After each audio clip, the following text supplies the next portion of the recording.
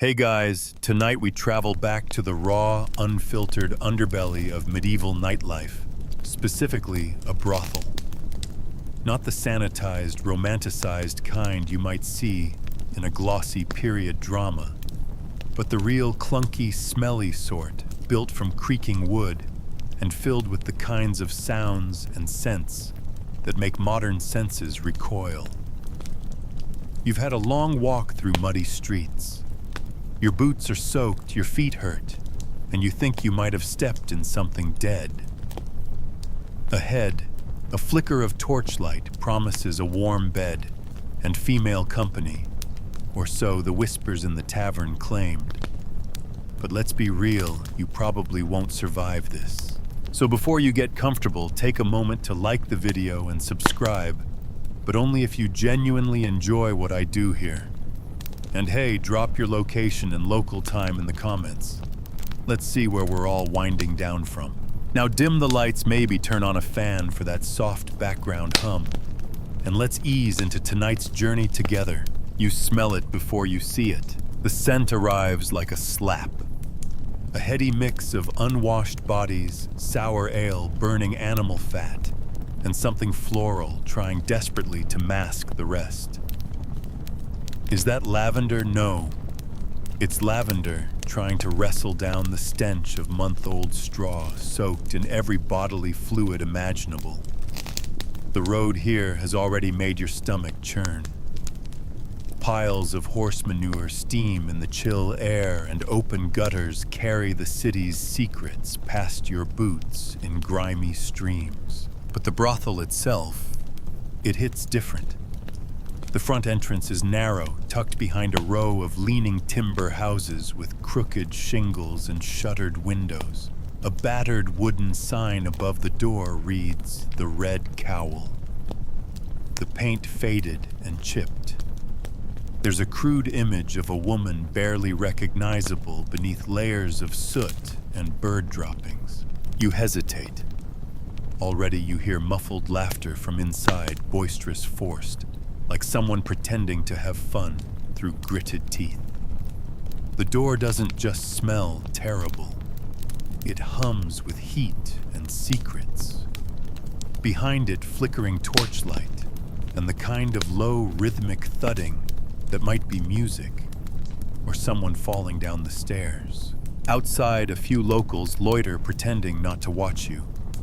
One hawks a loogie and mutters something in a dialect you don't recognize. They know exactly what you're here for. Everyone does. You push open the door. Instantly, warmth hits your face, but it's not a pleasant warmth. It's sticky.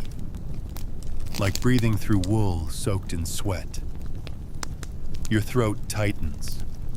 The air is heavy with candle smoke, human funk, and cloying perfume made from tallow and wilted herbs. Historians still argue whether medieval perfumes were more for seduction or just self-defense against the ambient stink. Honestly, it was probably both. The interior walls are hung with frayed velvet drapes, in once deep reds and purples, now mottled and greasy. You brush one aside and your hand comes away dusted in soot and something suspiciously slick. The floorboards creak beneath your feet.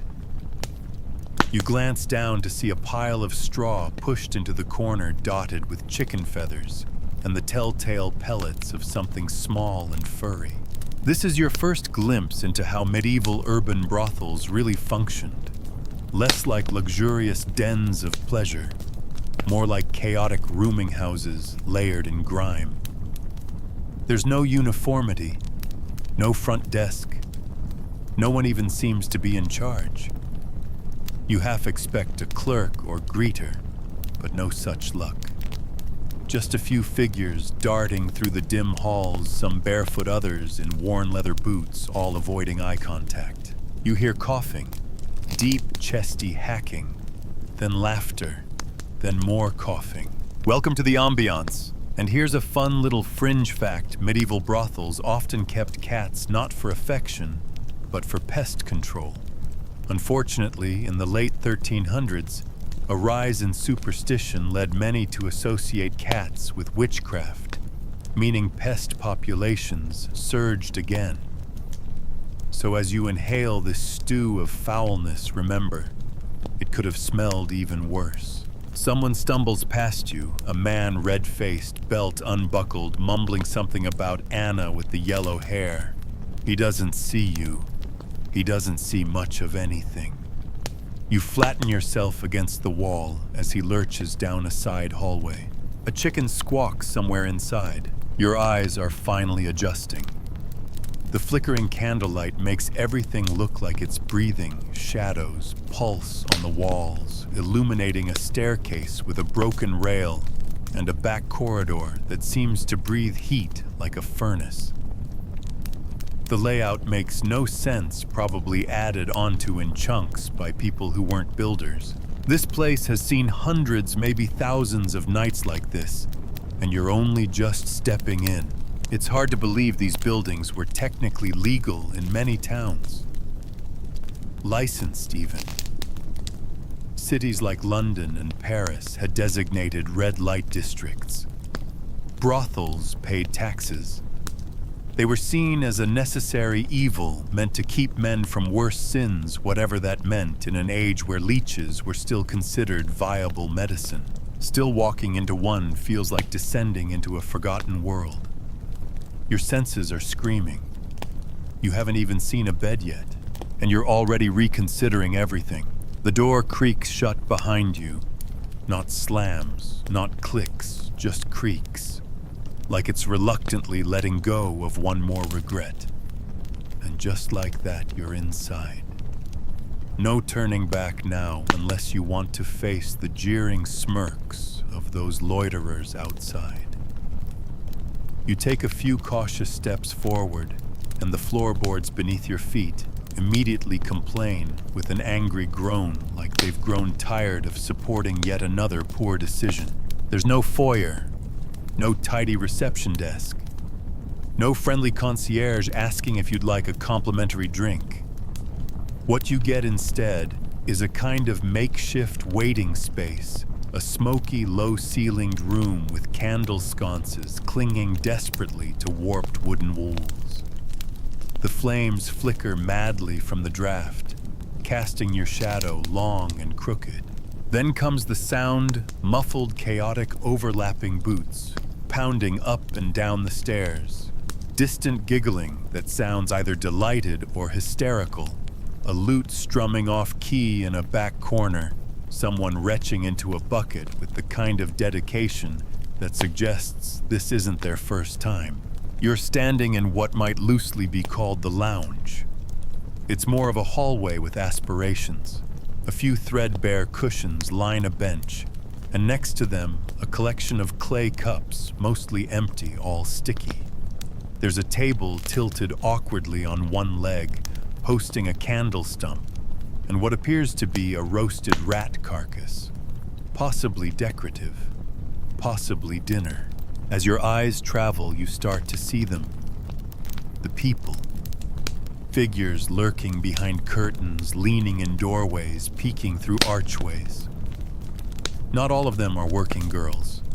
Some are patrons, dazed, tipsy, or halfway unconscious. Others hard to say. One man leans against a post, picking his teeth with a knife and watching you like he's trying to guess your blood type. It's humid in here. Not warm exactly, just thick. The kind of air that makes your clothes feel damp, even if they're dry.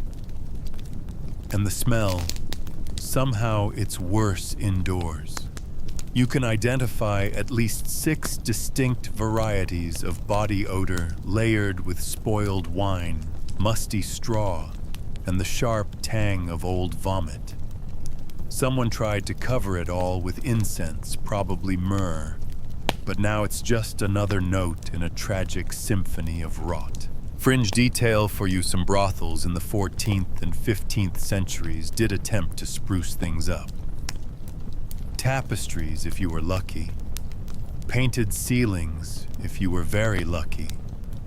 But mostly it was repurposed furniture drapes that never saw soap and decor chosen entirely by accident. One Parisian brothel famously tried to mimic church interiors with pews, pillars, and all. Historians still argue whether that was satire or sincere homage. Either way, it didn't stop the place from burning down during a drunken lantern duel. You edge farther in passing a low wooden partition. A woman leans against it, late 20s maybe, but her eyes make her seem older. She wears a low-cut bodice, threadbare but brightly dyed. Her cheeks are painted 2 angry red spots, and her hair's been plaited with ribbons, some of which are holding on for dear life. She looks at you with an expression somewhere between boredom and appraisal. Doesn't say a word, just raises one eyebrow like she's already priced you out. Behind her, more curtains.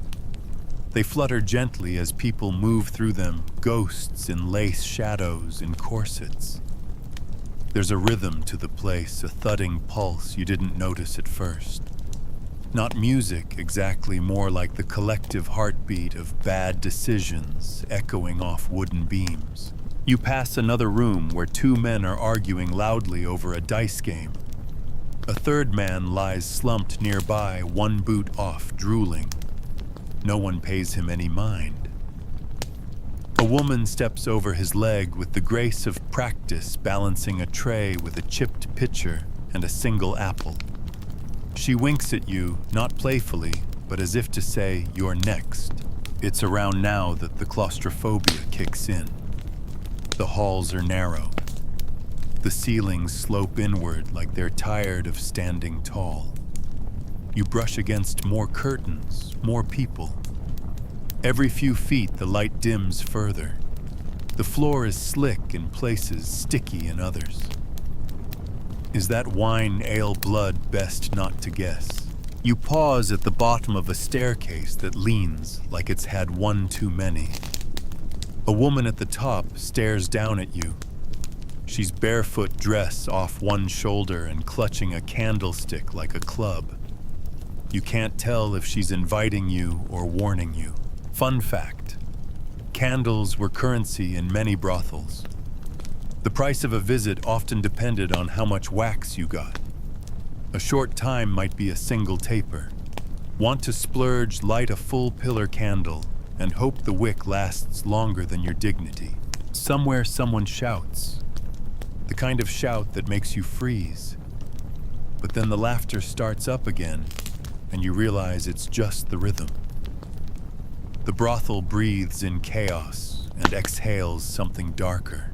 And yet, despite everything, despite the smell, the filth, the noise, you catch a moment of beauty. A girl humming as she brushes another's hair by the fire. A pair of hands gently sewing a torn sleeve. A tune on that badly tuned lute nearly catching the right note. You blink. The moment's gone. You're deeper in now. No idea where the exit is anymore. Your feet stick slightly with each step. And somewhere behind one of these curtains, a choice waits. You swallow hard, and you keep moving. You round the corner, and that's when you see them properly, the women.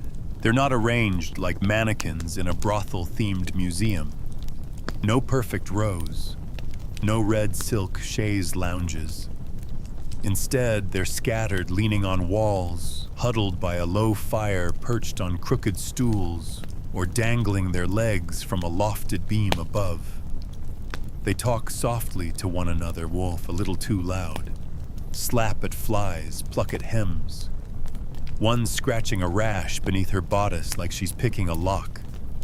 Another has her foot in a chipped bowl of vinegar, soaking it, while reading aloud from a stained playing card. There's a strange choreography here. Each woman performs some motion meant to attract, but not too obviously. A flutter of skirt, a lingering look, a pout that might be boredom or an invitation. You realize they're watching you too. Not wide-eyed and coquettish, this isn't that kind of story. No, they're evaluating you the way a butcher evaluates a goat. The madam emerges. You don't hear her coming. She simply appears as if conjured by the collective sigh of weary women. Broad-shouldered jaw like a cracked stone cherub, draped in layers of thick wool dyed what might once have been regal purple. She walks with the confidence of someone who's dragged more than one drunk noble out by his ankle. A string of wooden rosary beads clinks at her hip, not for prayer you suspect, but for intimidation. She sizes you up in a glance. No smile, just a slow blink and a sniff. "First time?" she asks, voice rough like gravel rolled in honey. You nod. "What else is there to do?" She gestures vaguely around her. "Pick one. No touching till I say. Coin first. Rules second." The rules? Of course there are rules. Brothels, for all their chaotic energy, ran on strict order, especially in the better-run ones. Some towns even had written codes like in 14th century Vienna, where women couldn't work on holy days, or had to wear specific colors to mark their profession. Historians still argue whether these regulations were protection or persecution, maybe both. The women begin to move now, subtly shifting closer like moths inching toward a candle they know will burn them anyway. You meet eyes with a girl no older than 16, maybe younger. Her face is blank, like she's trying to disappear without leaving the room. She adjusts a strap that's already frayed beyond repair. This is the moment when the fantasy starts to slip. You were expecting flirtation, a wink, maybe even sultry conversation. Instead, what you get is fatigue, calculated glances, a few weary sighs. These women have seen your type 1,000 times, and they're already bracing for disappointment. And then there's the paint. Not makeup as you'd know it, but thick pastes and colored powders often made from crushed minerals, animal fat, and lead. Yes, lead. Entire generations of working women painted themselves slowly poisonous in an effort to look more alive. One woman here has so much rouge on her cheeks, she looks like a doll left in the sun too long. Another's lashes are clumped with soot.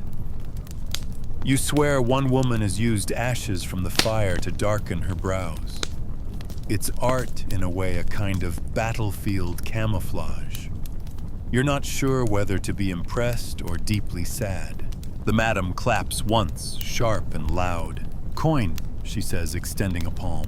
You fumble for your pouch, still stunned by the sensory assault. You hand over a few silver pennies, likely a week's wages for a stable boy, and her fingers close around them like a bear trap. She doesn't count them. She just knows. Then a curious thing, she snaps her fingers at a girl behind her, one of the quieter ones, and says, "Take him." And just like that, you've been chosen. She leads you away from the lounge area into the deeper warren of rooms. You pass one where two women are arguing in hushed, furious tones, something about a stolen shift. Another room emits a low, rhythmic groaning that's, well, you hope it's consensual. Someone's playing a recorder off-beat nearby. You catch a glimpse of a man passed out with his mouth open, and a cat sleeping on his chest. No one's trying to wake him.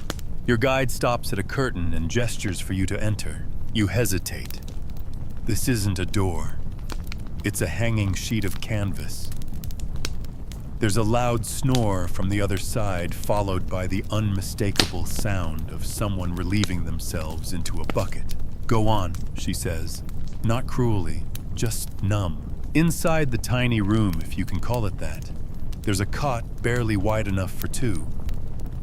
A lantern hangs from a nail, casting light on a cracked bowl of water, and a cloth that may once have been white. There's straw on the floor and a suspiciously wet corner. No windows, no privacy, just the stink of too many people crammed into too few spaces. You sit on the edge of the bed, and the girl begins unlacing her bodice, mechanically, without eye contact. And that's when it hits you, the realization that nothing about this is seductive. Not the setting, not the performance, not the moment. It's work. Tired, grimy, relentless work. You try to say something, anything, but your voice comes out wrong. Small, hollow. She looks at you finally and says, "You gonna make this fast?" That's when the curtain flutters open and someone yells about a fight in the next room. The girl sighs. You're not sure whether she's annoyed at the interruption or grateful. The shout from the hallway dies down, replaced by a chorus of muffled boots and distant laughter. Someone's fighting over a stolen coin purse, probably. Or a broken promise. Or nothing at all, just another excuse to release the pressure that builds up in a place like this. You sit frozen, half sunk into the lumpy cot, the canvas curtain fluttering from that sudden interruption. The girl, your would-be companion, doesn't flinch. She just pulls her bodice back up and mutters coin first next time. And there it is, the unspoken rule you were about to break. Nobody touches anything in this place, not a hand, not a smile, not even a threadbare pillow, without payment up front. It's the first and most sacred law in the brothel, older than any town charter or bishop's decree. Not out of greed, but survival. Every moment of these women's time is budgeted, bargained, and accounted for like sacks of grain. You dig into your pouch, but your hands are clumsy. The coin is damp with sweat when you press it into her palm. She tucks it away without counting, same as the madam. They all just know. Still, she doesn't return to the undressing. Instead, she sits across from you and starts braiding her hair, her fingers moving with the speed of habit.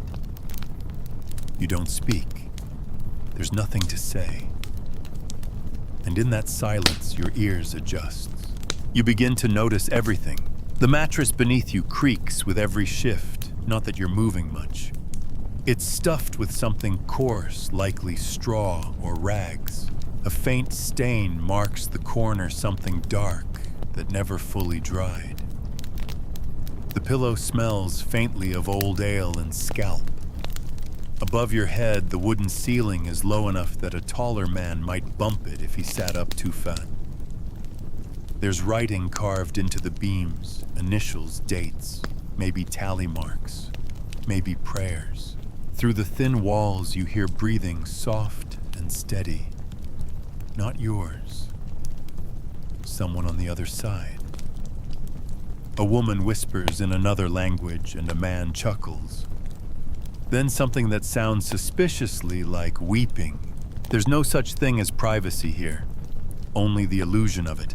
And this is the real medieval brothel experience, not the firelit glamour of HBO fantasies.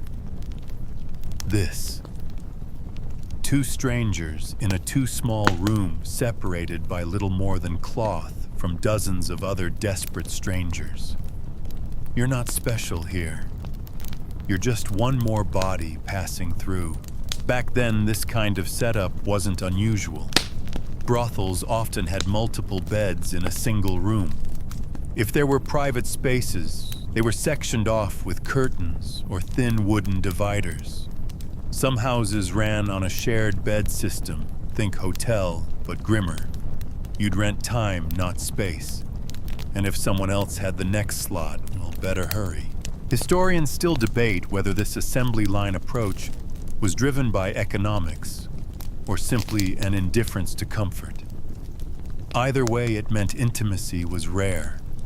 Efficiency was the real currency here. A door slams. You hear the madam barking orders in the front hall. Someone's tried to run without paying. Again. It must happen nightly. The girl across from you finally speaks. "You're not from here," she says, not quite a question. You nod, not quite an answer. She shrugs. They never are. And for a moment, you think she might smile, but she doesn't. She just finishes her braid and stands dusting straw from her skirt. Her movements are fast, practiced, indifferent. She doesn't hate you. She doesn't like you. She doesn't care. Not because she's cold, but because caring is expensive and she's long out of credit. Suddenly, a low thud shakes the wall behind you. Then another. Someone's having a very different experience next door.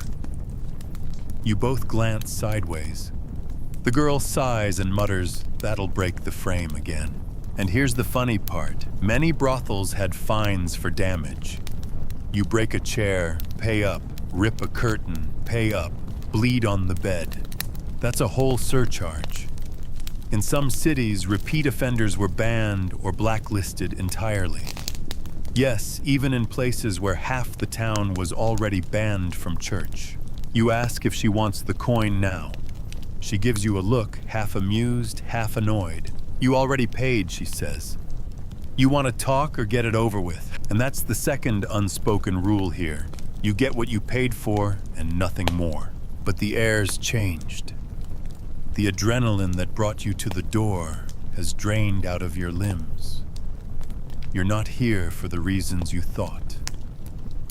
Or maybe you are, but the reality doesn't match the fantasy. The bed, the noise, the sweat, it all feels wrong. Like play acting in a costume 2 sizes too small. She must see it on your face. "I can get the coin back," she says flatly. "For half." It's not said with pity. Just practicality. An offer. A refund minus the handling fee. You nod. "Okay." She turns and walks back through the curtain. No eye roll. No drama. Just another transaction.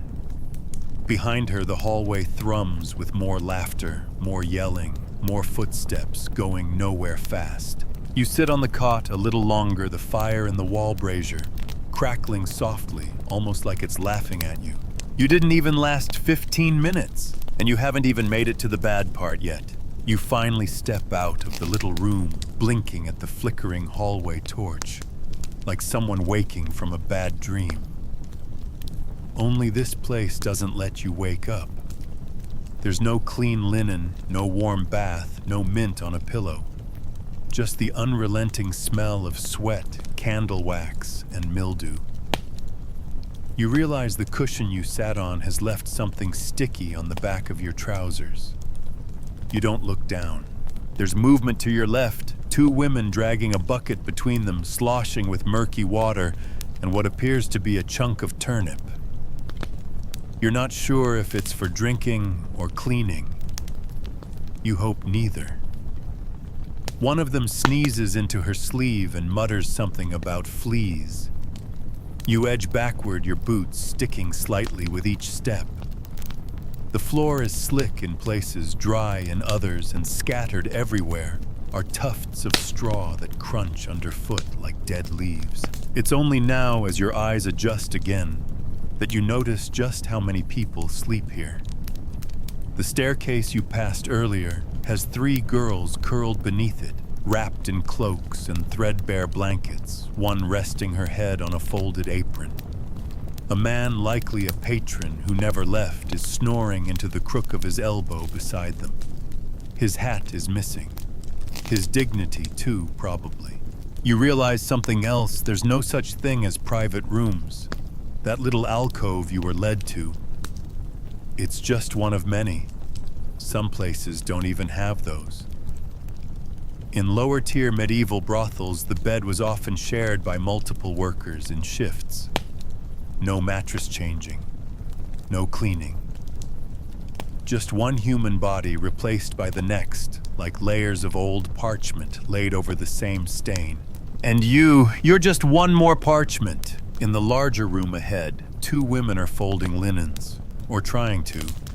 The sheets are stained beyond redemption, and one has a large tear stitched roughly with red thread. You hear one of them mumble too much to drink again, and the other nods. They're not talking about you, but they could be. A dog trots through the hallway carrying a shoe. Nobody stops it. In the corner, you spot a few sleeping mats laid out beside each other, no space in between. Shared quarters. Shared bedding. And you can bet your last silver coin they're sharing something else, too.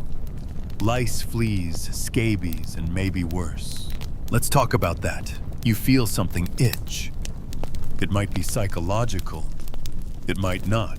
One of the great unspoken horrors of medieval brothel life wasn't just the sex, it was the constant, unyielding closeness. These were not high-end, velvet-draped fantasy houses. These were fire-trapped tenements full of the unwashed and the unlucky. There was no disinfectant, no antibiotics, just vinegar ashes and hope. You see a girl crouched by the fire with a bowl and a comb. She's dragging it slowly through another woman's hair. With each pull, she inspects the teeth of the comb. Nitpicking, literally. They speak softly in a dialect you don't recognize, but you know the tone. Resignation. Some brothels had lice days when workers would band together to delouse one another. It was an open secret. The women would sit in a circle, combing and gossiping, hoping to finish before the next customer arrived. Historians still argue whether these communal rituals were born of camaraderie or just survival necessity. Likely both. And fleas. Oh, the fleas loved brothels. Soft bodies, warm beds, thick straw mats, and insect paradise. Not to mention the rats. You remember the scratching sounds last night beneath your mattress? That wasn't your imagination. One enterprising madam in 13th century Barcelona supposedly trained cats to kill rats and rewarded them with scraps of meat. When the city banned cats from unclean houses, she sent a formal protest to the bishop claiming the beasts are holier than the priests. The protest was denied. The rats returned. So did the plague. You turn a corner and nearly bump into a naked man, bony dazed, probably drunk. He's humming, badly. A girl hurries after him with a faded tunic and tries to wrangle him back into it. He laughs and twirls. She doesn't. And yet in this ruin of hygiene and grace, life carries on. Women boil water over low fires. They steep herbs in cracked clay pots, mugwort, rosemary, yarrow. The bitter scent lingers in the air, strong enough to mask the worst of the room. Some of these herbs were used as rudimentary cleaners. Others were stuffed into pillows or soaked into cloth, or even inserted as primitive barriers. Contraception was a battlefield of trial and error with more error than triumph. You hear a sharp cry from above, then silence. A thump. The sound of someone moving quickly. You look up the staircase. Nobody's coming down. You don't ask. There's a reason brothels were tolerated, but never respected. They were seen as necessary social valves, a place for men to sin so women wouldn't suffer, as one priest once wrote. Of course, no one asked the women in the brothels how much suffering they endured. The math never added up. Another man stumbles down the hall toward you. He has a black eye and one shoe. You step aside. He doesn't see you. He mumbles about the blonde one with the knife and keeps walking. At this point, you don't even flinch. You pass another shared room, 4 beds all full. One girl is crying in her sleep. Another coughs, wet and deep. You don't look long. You don't want them to look back. You find yourself back in the front lounge. The same crooked table. The same flickering lantern. The roasted rat is gone. Or maybe someone moved it. You don't want to know. The madam passes by, doesn't stop, doesn't even look at you. Her rosary beads clack at her hip like warning bells. You've survived this far, but you're not cleaner. You're not wiser. You're just itchier. You feel it before you see it, that creeping itch again. First on your forearm, then under your collar. You scratch instinctively, trying to make it subtle, like maybe if you act casual, the fleas will take the hint and move along. They won't, because now you're in the belly of the beast. And here's the part nobody warns you about: this brothel isn't just a den of bodily commerce. It's also a makeshift medical experiment. No, not the helpful kind. Not the doctors with clipboards kind. We're talking about folk cures, whispered rituals, and herbs, stuffed into places herbs were never meant to go. You round another corner past a sagging curtain and find a girl bent over a basin. She's humming to herself, not tunelessly, but slowly, almost like a lullaby. In her hands, a cloth and a small pouch of crushed rosemary, marigold, and mugwort steeped in something dark and oily. She's washing, and it's not just for cleanliness, because here clean is relative. It's about warding off. Ward off disease, ward off pain, ward off pregnancy, ward off demons if the bishop happens to be nearby. You stop, hesitant to interrupt. She glances up with calm, unbothered eyes and says, "You lost." You nod. She gestures with her chin toward a hallway. "Follow the piss smell. That's the door." Her voice is neither rude nor kind. It just exists like everything else here, beaten into a smooth edge by repetition. You step back as she returns to her ritual. She dunks the cloth again, wipes slowly, deliberately. She isn't rushed. And when she's done, she throws the water out a window. No ceremony, just splash and gone. Welcome to DIY Disease Control Medieval Edition. There are no gloves, no soap, just vinegar, wine, and hope. You pass another corner and see a stack of linen squares folded neatly on a table. Not towels, sheaths. The earliest form of condom you'll get in this era, made from linen soaked in lye vinegar, or even mercury solution if someone's feeling brave. They're tied at the base with ribbon. A few are drying on a line above a brazier, swaying like ghost flags.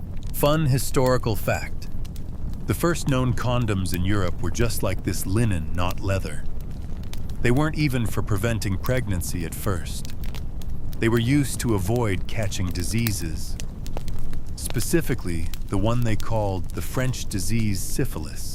Because in medieval times, if something bad happened, you blame the next country over. Historians still argue whether brothel workers had access to these makeshift contraceptives regularly, or only when a wealthier client paid for one. The records suggest both. It depended on the house, the coin, and the level of desperation. And if you didn't have a linen sheath, well, you reached for plants. You duck into a side room out of curiosity, or maybe you're just trying to get out of the way of a staggering man vomiting into a chamber pot. Either way, you find a trio of women sitting cross-legged, pounding something in a mortar. Garlic, pennyroyal, myrrh. They work in near silence, grinding herbs for protection. Some for the body, some for the mind. A few drops of the concoction might be dabbed between the thighs, or swallowed with wine, or burned as incense. And in moments of real desperation, inserted directly. One woman adds crushed fig tree bark to the mix. She looks up and says, "Keeps the belly quiet." She means pregnancy. It doesn't work. You nod solemnly, as though you understand something. You don't. None of this makes sense by modern logic. But you're starting to grasp that logic doesn't live here. Just rituals, patterns, beliefs. If it worked last week or didn't kill anyone, it counts as medicine. And then there are the cures. One woman holds a slice of dried mandrake root on a string. She wears it like a necklace, a talisman. "To keep my womb warm," she mutters when she sees you staring. Is it for fertility? For protection?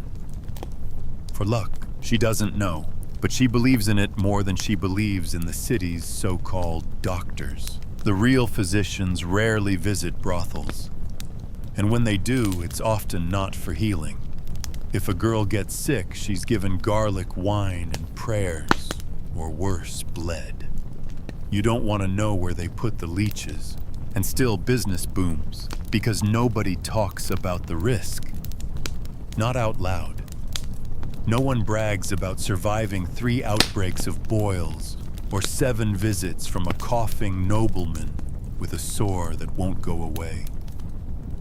They just carry on, one room at a time, one night at a time.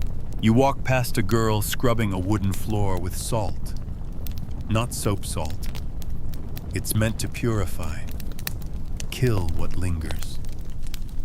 You can still see stains beneath her hands. She catches your gaze and says, "Ain't no floor cleaner than one that bleeds." You don't ask what that means. Instead, you glance toward the window. The sky is darkening further. The night is deep now.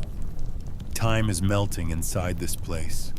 No clocks, just candles burning lower, lower, lower.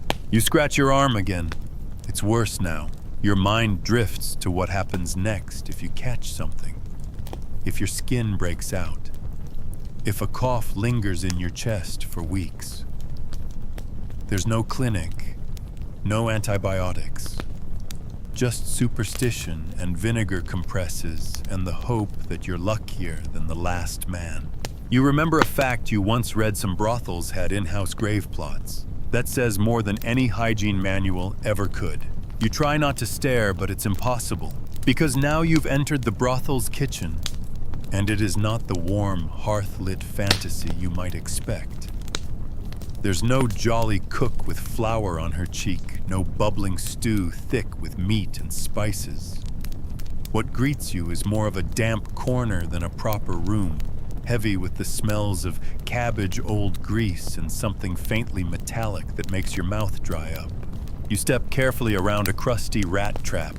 In the far corner, a pot simmers over a sputtering coal fire. It's grayish, the texture, somewhere between soup and sludge. You can't tell if it's breakfast or punishment. One of the girls stirs it with a long stick, humming to herself.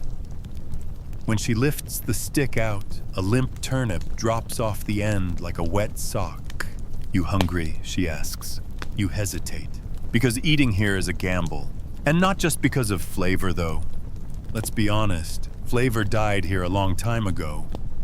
It's a gamble because you don't know what's in the food. Not in a mysterious chef's secret kind of way. In a literal, possibly rotten kind of way. Meat is a luxury rarely fresh and usually stretched with oats or breadcrumbs. Bread is dry dense and often hides a few bonus surprises like weevils. Sometimes they're baked in, sometimes they crawl out. "Extra protein," the girl says, flatly, noticing your expression. Joke maybe, maybe not. Mainstream history tells us that the diets of lower-class medieval folk, including sex workers, were heavily dependent on pottage vegetable stew thickened with grains. And in brothels, even that was doled out frugally. Food was both sustenance and control. A hungry girl didn't talk back. A full belly that was reserved for the paying customers. Still, food was community. Meals were eaten together, often seated on the floor, or low stools, bowls passed hand to hand. No spoons, just fingers and stale crusts for scooping. Someone starts singing softly, and a few voices join in, not cheerfully, but rhythmically. Eating here isn't joyful. It's just part of the routine. You sit cautiously and accept a chipped wooden bowl. It's warm, which helps. The texture is better than the smell. You take a bite. It's not bad. And then you bite into something. A bone. A nail. You'll never know because you don't ask, and no one explains. You keep chewing politely like your life depends on it. Because it kind of does. Across the room, a bottle gets passed around, a murky mix of watered-down ale and something vaguely fruity. It's probably wine. Very old wine. Probably from a barrel someone borrowed from the tavern down the street. And it burns going down. One girl takes a big swig and lets out a hoarse laugh. That'll kill the worms. You pause mid-swallow. Worms, yes. Intestinal parasites were common. Raw or undercooked meat, unwashed vegetables, dirty fingers, take your pick. Most brothel workers had them at some point, and many believed a daily swig of strong alcohol could keep them at bay. Historians still argue whether this folk cure actually helped or just made people too tipsy to care. You lean back your stomach, uneasy, not from the food, but from the realization that you can't escape here. Every corner of the brothel touches another. Every scent, every scrape of a bowl, every low moan or sharp cough, it all bleeds together. And then it happens. From outside, a commotion. Shouts. Not the usual drunken stumbles or dramatic exits. Real shouting, tight-throated, urgent. You move toward the door, but someone grabs your arm. Don't. Stay here, the cook warns. It's the bailiff. That word is poison. The bailiff means taxes, or inspections, or punishment. He might take coin, or inventory, or a girl. Depends on his mood. You hear boots, and a slap, and a door slam, then silence. This brothel isn't just a house of sex. It's a business. And the city keeps its thumb on that business. Authorities expected taxes, bribes, sometimes even services. The brothel owner, a madam, often had to walk a tightrope. Too much noise, she'd be shut down. Too little compliance, she'd be punished. Sometimes they paid with money, sometimes with girls. You look around. No one is crying. No one even reacts. They've seen this before. Probably this week. A younger girl slides closer and whispers, "If he's in a good mood, he leaves with bread. If not, he leaves with Agnes." You don't know who Agnes is. You don't want to. The door creaks again. Heavy steps retreat. Someone mutters a prayer. The singing resumes. And then the stew gets stirred again. Because life keeps happening even when it's terrifying. Even when a single boot step could mean someone vanishes from this world without so much as a goodbye. Your appetite vanishes completely, but you eat one more bite anyway, because the girl next to you nudges your bowl and says, "You'll want the strength later." She doesn't say why. She doesn't have to. Because in this place, survival isn't about being strong. It's about being ready. Ready for hunger. Ready for pain. Ready for the fact that no one, not even the law, will protect you. Only you, and maybe, just maybe, that crusty, rat-nibbled slice of bread. You're starting to understand something important now. It isn't just the darkness, the stink, the bruises, or the lice. It's the constant guessing. The way nothing in this brothel is ever quite what it seems. Not even safety. Especially not safety. Because tonight, after the stew, after the bailiff, after the off-key singing dies down, something shifts in the air. It's subtle, but you feel it. Like a storm that doesn't rumble yet only thickens. It starts when two of the older women go quiet. One disappears behind the curtain. The other leans close to the madam and murmurs something. You're not meant to hear.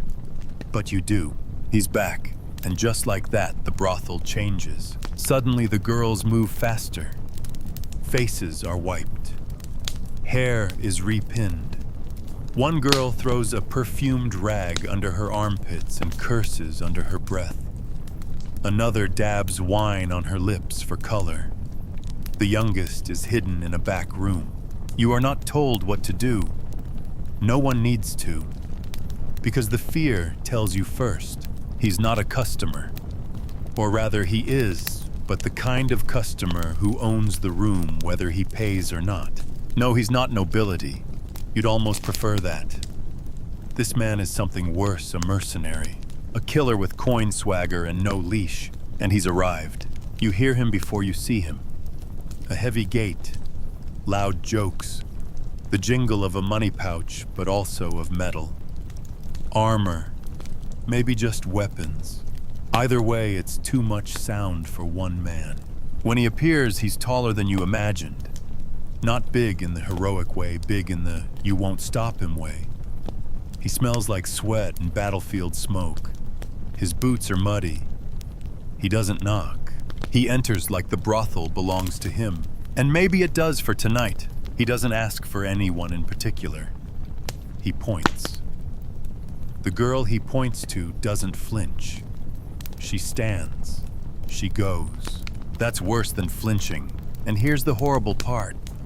She smiles as she leads him. A trained, hollow smile. The same one she used on you earlier when she offered a stale crust of bread. Because that's part of surviving here. You smile for the wolves. If they think you're calm, maybe they'll eat slower. Mainstream historians remind us that brothels, even legal ones, had no meaningful safeguards against violent clients. Sex workers could be beaten, even killed, with little consequence for the attacker. Authorities often saw brothel girls as disposable, especially when the offender was a soldier or had political connections. What you're witnessing tonight, common, but still horrifying. You sit frozen. Not sure what's worse, the sound of the door slamming upstairs or the silence that follows. Because the silence is not absence, it's waiting. Every girl in the room knows what's happening in that room above, but no one says it. They count. Not aloud, but with glances, with posture, with time. 5 minutes, someone mutters. He's drunker than last time. A crude joke, nervous laughter. Because joking is armor, and you need all the armor you can get. You catch sight of the madam. She is staring into the fire. Hands clenched so tight her knuckles are white. You think she's cold. Then you realize her lips are moving. She's praying. For what? For it to be quick, for the door to open without blood. Historians still argue whether madames were protectors or profiteers. Some accounts say they tried to shield the girls, bribing officials to look away or ejecting dangerous clients. Others suggest they were complicit, trading youth and safety for coin. The truth probably lies somewhere in the awful gray middle. Because what could a madam do against a man like this? Nothing. Eventually, the door opens upstairs. You hear him laugh. She does not. He leaves with the same swagger he entered with. Wipes his hands on the curtain. Drops a single coin on the floor. Doesn't look back. The girl comes down minutes later. Her lip is bleeding. She doesn't cover it. She just walks back to her spot and sits. No one speaks to her. No one hugs her. Not because they don't care, but because this happens too often. And she's not the only one. The worst part, she's relieved. Because she's still alive. Still breathing. And tonight, that's a win. You're not ready for this world. You think you were, but no. This isn't just a bad night. This is every night. The only thing that changes is who the wolf chooses. Sometimes it's the girl beside you. Sometimes it's you. You look at the door again, not to leave, just to remember it's there. Because once you're in it, stops feeling real. Time bends, air thickens, choices dissolve, and you realize the truth. You could have the strongest stomach. You could brave the smells, the food, the lice, the cold beds. You could even fake the moans like they do. But you can't prepare for this. For the people who come through that door with power and no limits. You can't survive being prey forever. Not when the wolves wear boots and drop silver on the floor. You don't expect to hear church bells in a place like this. But there they are, faint, distant, and oddly delicate. A soft chime echoing through the slats in the roof just before dawn.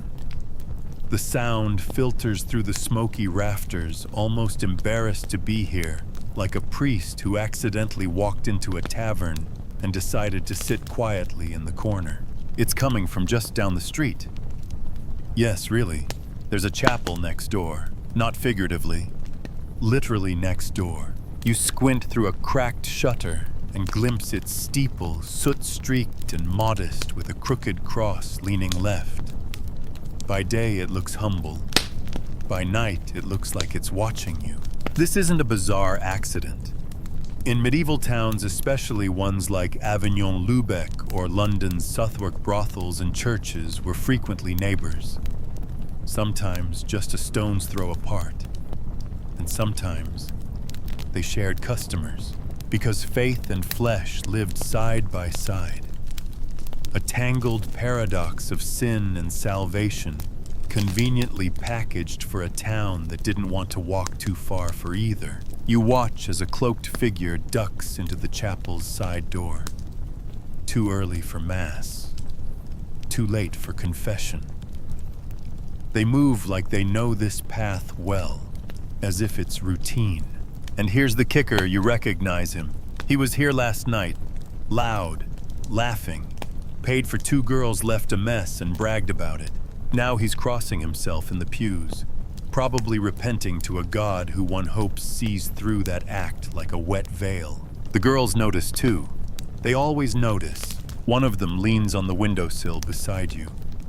She's wrapped in a moth-eaten shawl, sipping something hot that smells like boiled mint and boiled despair.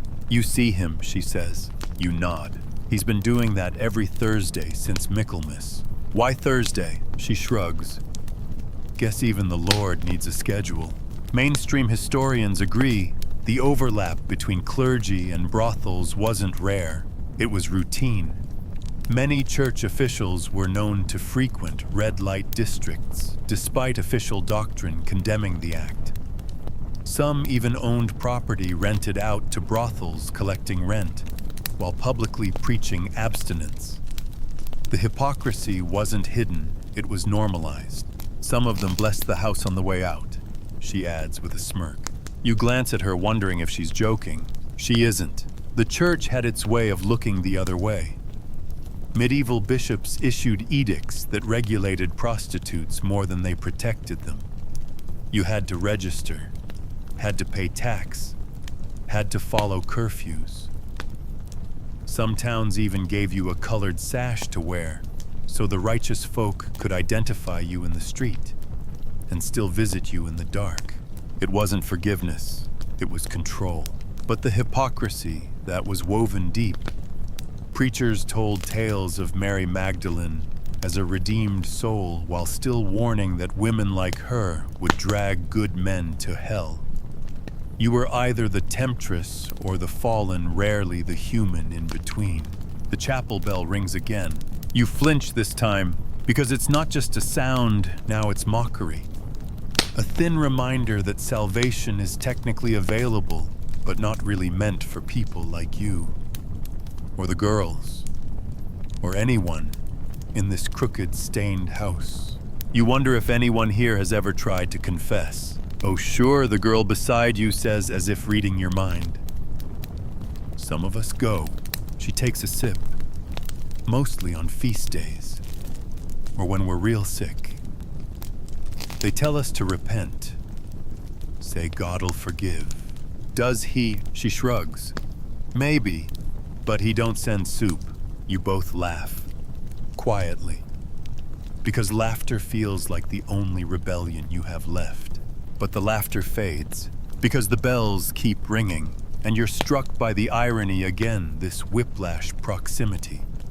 You could walk 5 steps and be in a pew kneeling on cold stone, whispering Hail Marys under breath, still tasting of cheap wine and regret. You could buy penance just as easily as you bought flesh, and then walk right back. Historians still argue whether the church's tolerance of brothels was out of necessity resignation or covert endorsement. Some argue it was damage control, better to supervise sin than pretend it didn't exist. Others think it was straight-up exploitation masked as policy. A few even speculate that some clergy believed brothels served a moral function, keeping men away from married women. Imagine that.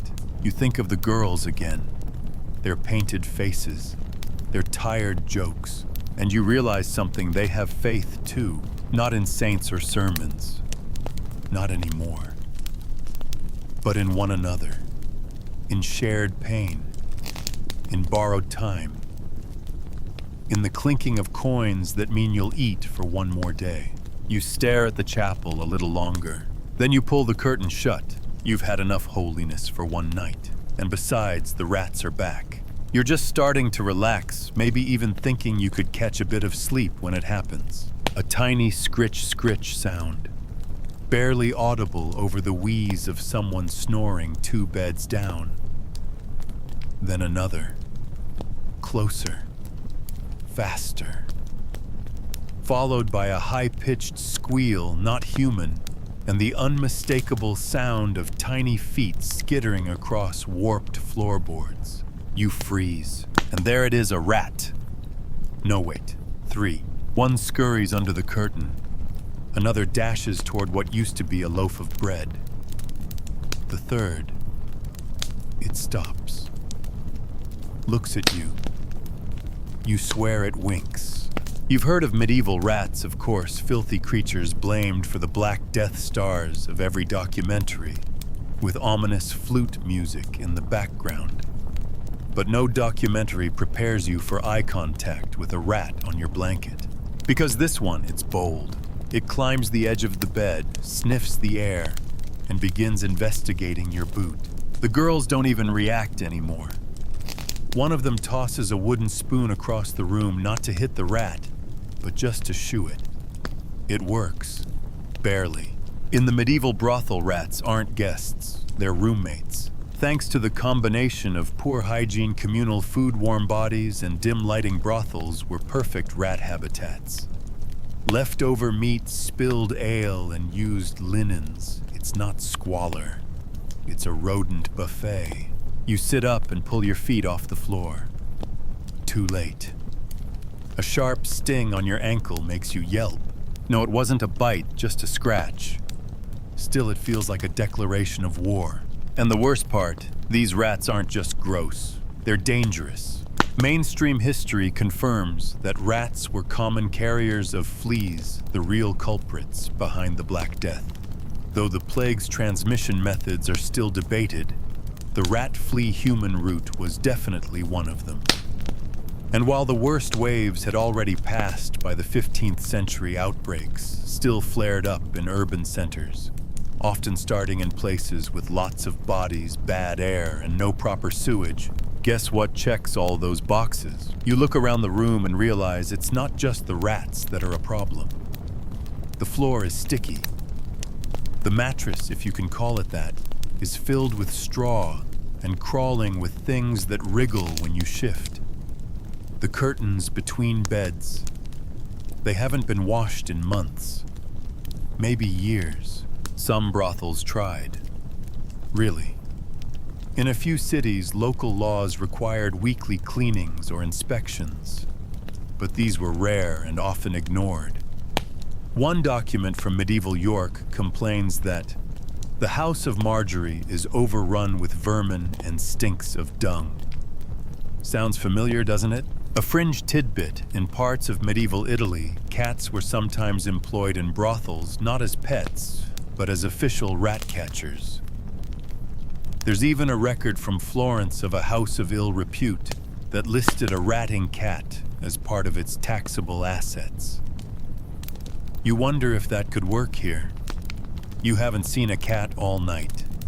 Maybe the rats got to them too. A sudden crash makes you jump. A rat has knocked over a candlestick in the next room. Someone swears. Someone else laughs. The madam yells something about bloody rodents and goes back to her bed.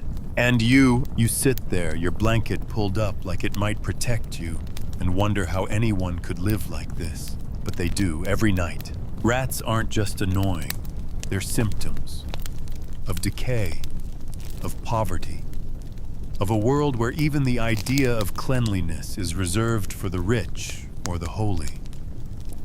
The brothel sits at the intersection of society's lowest priorities: unwanted women, desperate men, and ignored filth. Historians still argue whether medieval people truly understood hygiene in any meaningful way.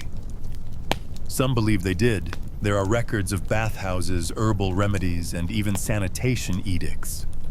Others argue that most efforts were symbolic at best, meant to show piety rather than prevent disease. What's certain is this: rats thrived. And here they run the show. One of the girls sees your panic and grins. First time, you nod tense. Don't worry, you'll get used to them. They mostly bite the new ones. You don't ask if she's joking, because the rat is back. It's sitting near the edge of the bed, calmly cleaning its face, utterly unbothered by your presence. You stare at it. It stares back. For a second, it feels like a standoff. Then it trots off, your heart still racing. You're wide awake now, adrenaline pumping, and your ankle still stings. You try lying back down, curling into yourself like that might ward off any other creeping things. But sleep not tonight.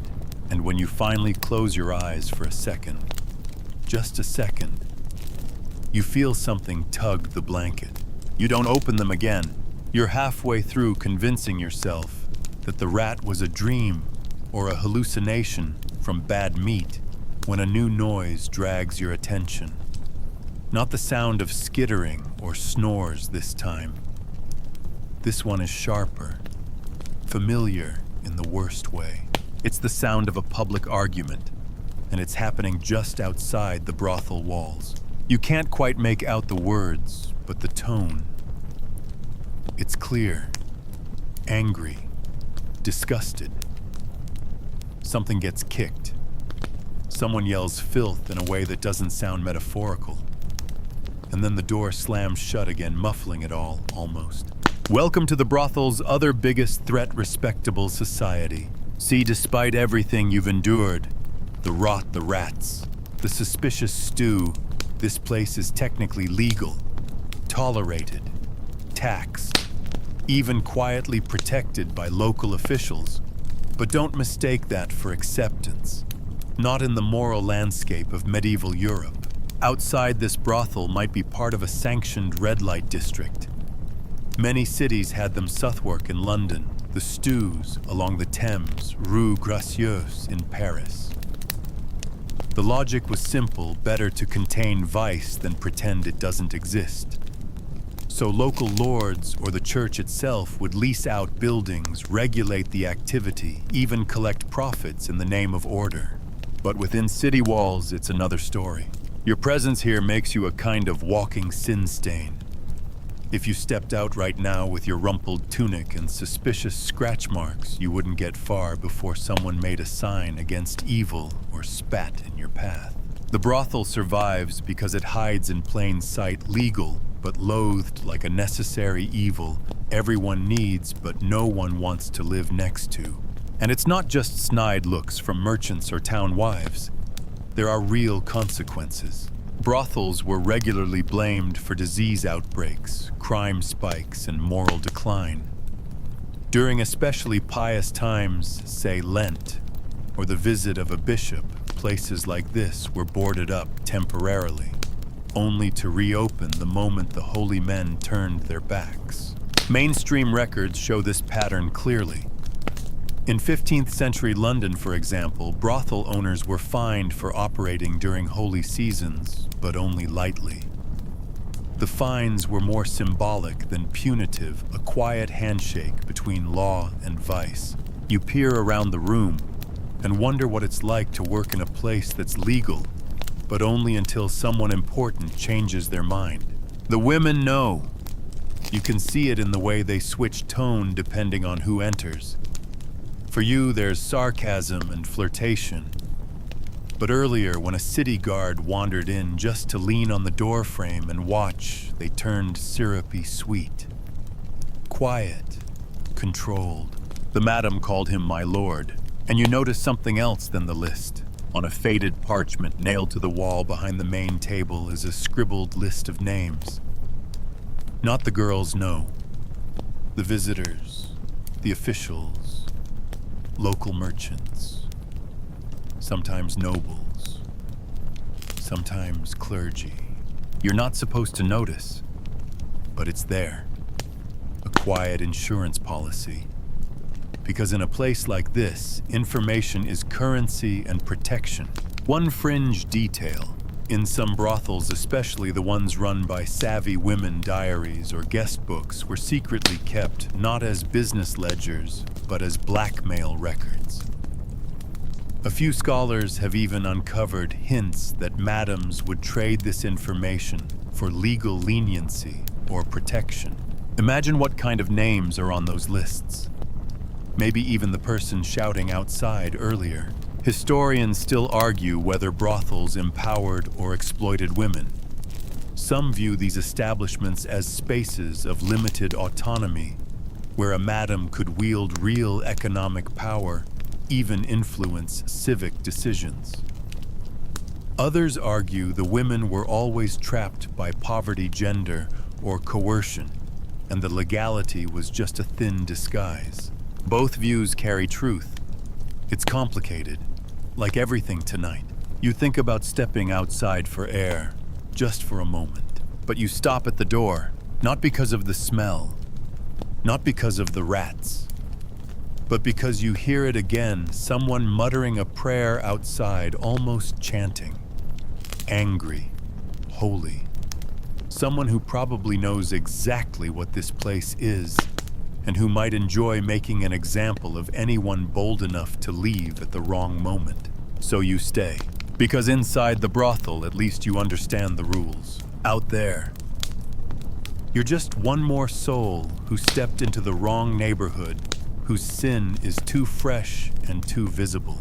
You try to sit down, but the mattress sighs under your weight and leaks a bit of something you'd rather not think about. You close your eyes instead. Let them talk outside. Let them pretend they're clean. Because in here, at least everyone's honest about what this is. You're not sure how long you've been lying on the mattress, long enough that your legs have gone numb, short enough that the sounds of the brothel haven't dulled. You'd almost drifted off, and then it starts. The itch. At first you blame the fleas, of course. This place has more legs than a centipede farm. You scratch casually ankle, neck, forearm, but the itch deepens like something under your skin crawling sideways. You tug at your tunic collar. Sweat's pooled beneath your shirt. There's a rash blooming now, red and hot to the touch. You sit up blinking in the dim candlelight, and your thoughts race. Just bad straw, cheap soap, or that's when it hits you. Diseases have names now. There's no escaping it. You remember the whispered warnings, the midwife stories, the jokes merchants tell too loudly over dinner, ail the French disease.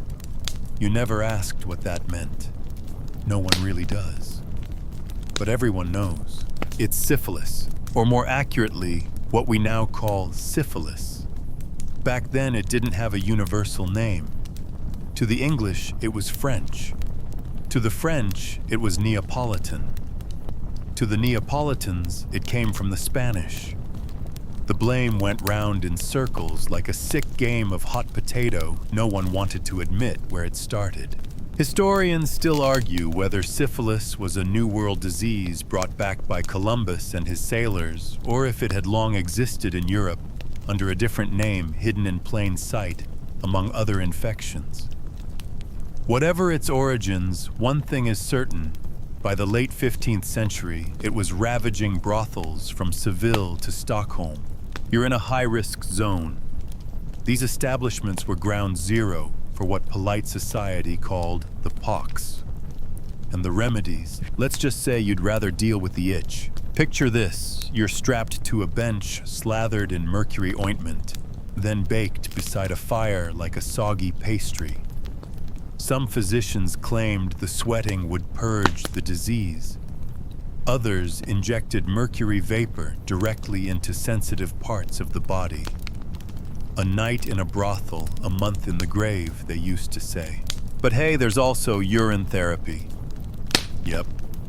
In some cases, it was recommended you bathe in a mixture of water and stale urine to calm the sores. People swore by it. There were even rumors of toad-based salves you'd crush dried toad flesh and mix it into a salve to draw out the evil humors. And let's not forget the placebo kings traveling snake oil men who sold lead candies claiming they'd cure your rash. Spoiler alert, they didn't. But at least you die faster. You look around the brothel and wonder how many people here know they're infected. The women probably do.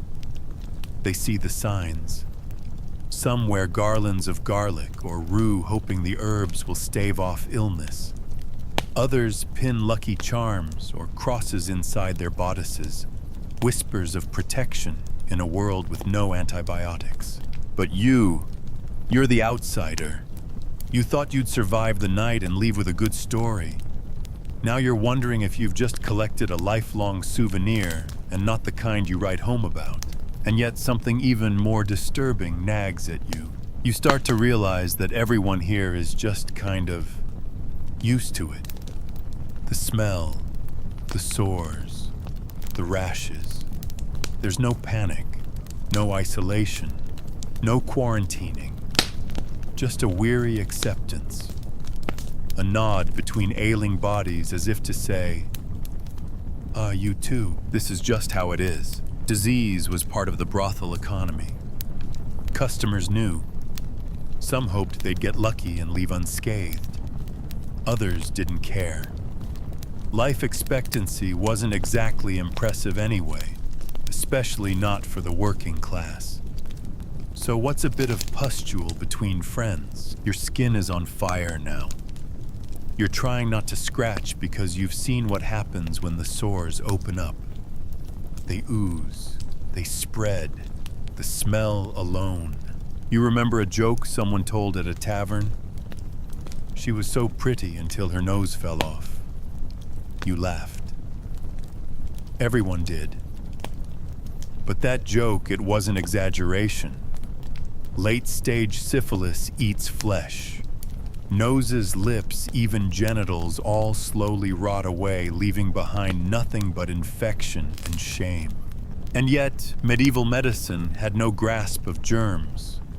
Disease was explained through humorism imbalances in the body's four fluids: blood phlegm, yellow bile, and black bile. Doctors might bleed you, purge you, or recommend a change in climate.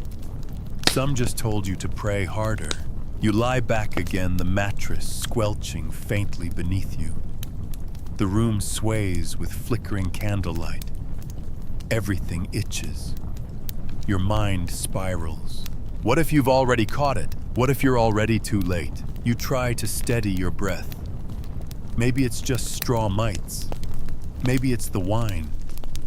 Maybe, but you know, because one of the girls is looking at you with something like pity, and she hands you a cloth soaked in vinegar and says softly, "Rub this. Might help. For now." You take it, because in this place for now is the only kind of hope that still exists. The vinegar cloth helps, for about 5 minutes. Then the smell settles into your skin, sharp, acidic, and somehow worse than the filth it was supposed to erase. You lie still, pressing it to your neck like a charm against doom. The candle flickers again. You count the dancing shadows, anything to stay awake, because sleep here feels dangerous. You start to notice the rhythm of the brothel has changed. The drunken laughs have faded. Boots no longer clomp across the floorboards. Doors are shut. Voices are whispers now, or nothing at all. Just the soft groan of a floorboard here and there.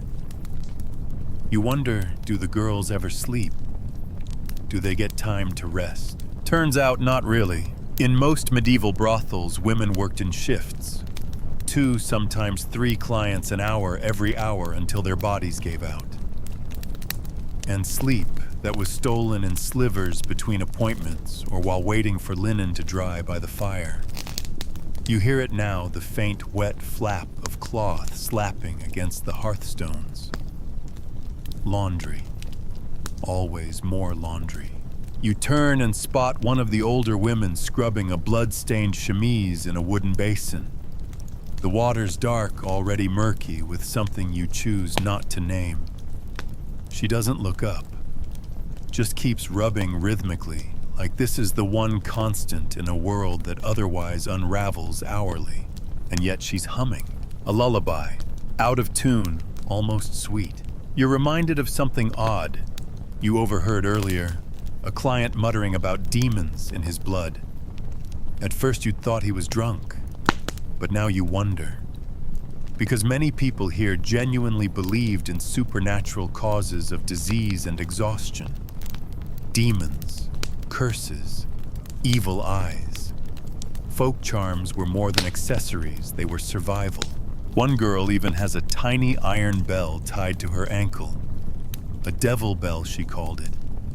Supposed to keep spirits from touching her while she sleeps. Historians still argue whether brothel workers believed these rituals for comfort, or if they simply performed them for clients who wanted to believe. Either way, the result is the same, a strange blend of theology and routine. Crosses above beds, prayer scrolls hidden in shoes, a carved wooden Virgin Mary tucked into a drawer full of condoms made from sheep intestines. Yes, you heard right. Medieval condoms were a thing, primitive sheaths washed and reused, often tied on with ribbons or bits of cloth. Not for contraception, really, but to avoid catching something. You saw one earlier drying beside a comb and a bottle of oil. You're fairly certain it had someone's name written on it in charcoal. But all this isn't the real reason you're still awake. It's the walls. They creak, not groan, not sigh, creak, intentionally. Soft knocks, rhythmic thuds. A slow, persistent knocking just behind the wall near your mattress. At first you think it's just pipes, then you remember there are no pipes. This place is older than indoor plumbing. It's not a ghost either. It's a secret door, or more accurately, a passageway. This brothel has them narrow crawl spaces for moving between rooms, hiding clients during raids or sneaking out when husbands showed up unexpectedly. One infamous London brothel even had a trapdoor system that dumped surprise visitors into the Thames. You freeze, heart pounding, as you hear the small door behind the wood panel slide open. Just a crack. A pale eye blinks through. You stare. It stares back, and then it's gone. You don't scream. You just lie very still, all thoughts of sleep obliterated. It could have been another client, drunk, lost, confused. Or maybe security. Someone watching to make sure you don't cause trouble. But the way that eye watched you, it wasn't curiosity. It was calculation. You get up, quietly, because now you've remembered something else. Brothels weren't always just about sex. They were places of espionage, blackmail, and bribery. Secrets traded faster than coin. Nobles came here not just for pleasure, but for power. Girls were trained to remember names, overhear pillow talk, and relay information to outside handlers. Some even worked as couriers, smuggling letters or tokens inside their skirts. And the walls, they listened. You feel around the wooden panel where the eye appeared. There's a latch half broken. You're tempted, but no. You're already in deep enough. Best not to pull at threads you can't sew back together. Instead, you back away and return to the bed. No one says anything. No one comes. You wonder if the other guests saw it too. Probably not. They're all snoring now like pigs in hay. You lie back and try to make your heartbeat quiet. You're not in a bedroom anymore. You're in a machine, one designed to extract stories, sweat blood, and secrets. One designed to keep you from sleeping, One designed to watch you while you try. And somewhere behind the wall, someone is still watching. Morning doesn't arrive like a sunrise, it leaks in slowly, like dirty dishwater under a cracked door. You don't see it so much as feel it, a thin light, a change in temperature, the sudden sharp cough of someone trying to clear out last night's drink from their lungs.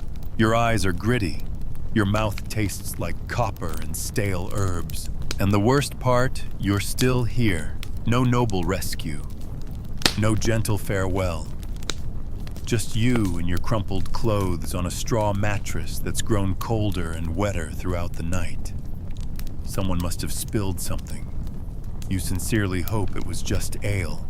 Around you, the brothel begins to stir like a giant beast yawning itself back to life.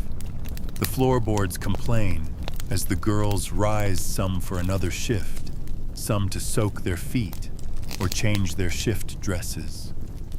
One of them, the red-haired one with the small tattoo of a dog behind her ear, nods at you in passing. No smile, just recognition. A couple of men stagger down the hall. One holds a chicken. No one asks why. You rise or try to. Your joints click. Your back protests. The fleas are somehow still with you, loyal to the bitter end.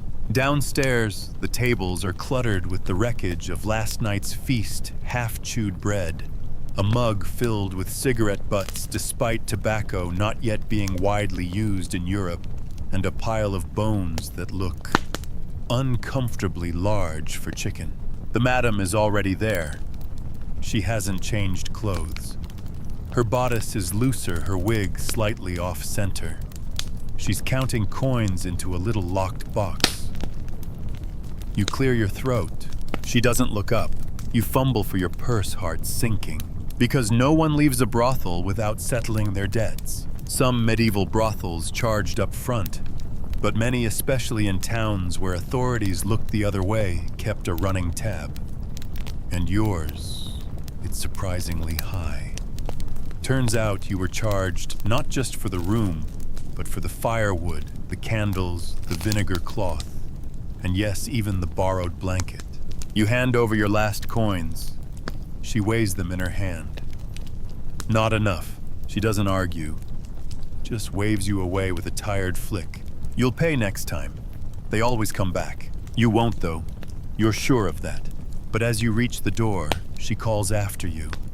Her voice is raspy, dry as thatch.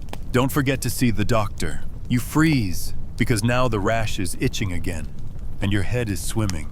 And now you remember the French disease, what would later be called syphilis, was known to appear a few days after exposure.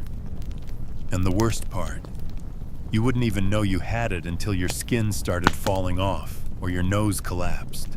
Historians still argue whether syphilis came from the New World via Columbus, or if it was already lurking in Europe before anyone had a nom for it. But one thing's clear, by the late 15th century brothels were hotbeds of transmission. There were even city-wide ordinances forcing infected women to wear distinctive veils or bells around their necks like lepers. You push open the brothel's front door, and the light blinds you. Not because it's bright, it's overcast, damp, and probably raining somewhere nearby. But it's clean light, outdoor light. Air not yet chewed up and spat out by lungs and incense. You step outside. It's quiet. The street is littered with straw and fish guts. A cart passes, wheel squeaking. Someone hawks onions from a barrel. A priest crosses himself as he walks by the brothel, but he doesn't stop. He's probably due back later. Your boots squelch in the mud. You feel every pebble. You don't look back. You can't. But as you turn the corner, you hear the door creak behind you. Just a little. Like it's saying you'll be back. And maybe, just maybe, some part of you will. Because the brothel wasn't just a place of carnal exchange, it was a microcosm of medieval life. Dirty, cruel, charming, ridiculous. You didn't last the night easily. You didn't escape clean, but you survived. Technically, Now go find a healer a bath and a really strong drink, and maybe burn those clothes. You shuffle down the street, the brothel's door shrinking behind you, its presence still clinging to your clothes, your skin, even your thoughts. Your stomach grumbles, but food is the last thing on your mind. What you crave desperately is water. Real water. Not mead, not ale. Just something clean enough to rinse the taste of last night out of your mouth, and ideally, your memory. Around you, the medieval town rubs the sleep from its eyes. The bakery's chimney coughs out its first smoke of the morning, and a line of grim-faced peasants waits with coarse sacks for whatever bread didn't burn. Bells clang dully from a church steeple, so close you could practically hear them from inside the brothel. You did hear them, actually. They were ringing as you made one of the worst decisions of your life. You scratch absently at your wrist, still itching. The tavern you staggered past on your way to the brothel is open again, or maybe it never closed. You push the door open with a creak and slump onto a bench. The barkeep glances at you. His nose twitches. Without a word, he places a clay mug in front of you. Water. Lukewarm. Probably stolen from a horse trough. But you gulp it down like it's a royal wine. The man beside you stirs. He's missing a tooth and wearing half a shoe. Rough night, he mutters. You glance sideways. His ear is crusted with something red. He smells worse than you, if that's even possible. Brothel, you whisper hoarsely. He nods solemnly. Which one? You tell him. Oof, he says, dragging the word out like a fresh wound. They say a knight got stabbed in the privy there last week. You blink. That tracks. And suddenly it hits you. You're not unique. You're just one of many, one more half-sick, half-ashamed, fully exhausted soul who thought they could handle a night in the medieval underworld and came out a little less whole. What makes brothels in the Middle Ages so fascinating is this constant collision of tolerance and taboo. Prostitution was officially illegal in many places, but also regulated, taxed, and depending on who you asked, morally necessary. Some cities even had municipal brothels run by the authorities. Others enforced strict rules: no virgins, no married women, no seducing the clergy. Not that anyone followed them. The woman you saw crying in the hallway last night, you now realize she might have been indentured working off a family debt. Some brothel workers entered voluntarily, others by coercion or desperation. The lines blur quickly in a world with few options and fewer protections. Historians still argue whether medieval brothels provided any real sense of agency to the women inside. Were they safer than the streets? Or just better lit cages? You rise, legs trembling. You need to find a physician. Not just for the rash or the bite mark, which you're still not sure came from a person, but because your whole body feels off, like your soul was scrubbed with a rotten sponge. The town apothecary is a short walk away. You reach it squinting at the faded wooden sign, a painted mortar and pestle chipped at the edges. Inside jars line the walls, each filled with mysterious powders and floating bits of what you hope aren't frogs. The apothecary squints at you. Brothel, he asks before you even speak. You nod. He sighs, reaching for a pouch. Drink this. Don't ask. Then sleep for 2 days if you can. You fumble a coin into his hand. He doesn't count it. Outside, the town is fully awake. Children chase chickens. A monk preaches to no one in particular. The smell of dung and stew and smoke thickens in the air. You sit on a low stone wall, sip the bitter draft, and close your eyes. In the quiet hum of morning, You finally understand why you wouldn't last a night in a medieval brothel. It's not just the fleas or the food or the risks. It's the relentlessness, the absence of softness, the gnawing reminder that in this world, pleasure always comes at a price, and often you pay more than coin. And yet, there's something magnetic about it, isn't there? The candlelit corners, the half smiles, the illusion of control. It makes you appreciate what you have now, privacy choice antibiotics. So as the wind picks up and the town goes on without you, you make a promise to yourself you'll never romanticize this era again. Not without remembering what it smelled like. You stand, you walk, you don't look back. The streets behind you fade into a soft blur, like smoke curling away from an old chimney. The sun, now warm on your back, casts long, forgiving shadows that stretch across cobblestone paths. Your steps slow, your breath evens out, and with each blink, the chaos of the night gives way to something gentler, almost tender. Maybe you didn't leave the brothel untouched, but you left. You survived it. And that counts for something. The town sounds so sharp, just hours ago now roll over you like a lullaby. Hooves clip-clop in the distance. A door swings open and shut with a sleepy creak. Somewhere a lute plays just slightly out of tune. You don't mind.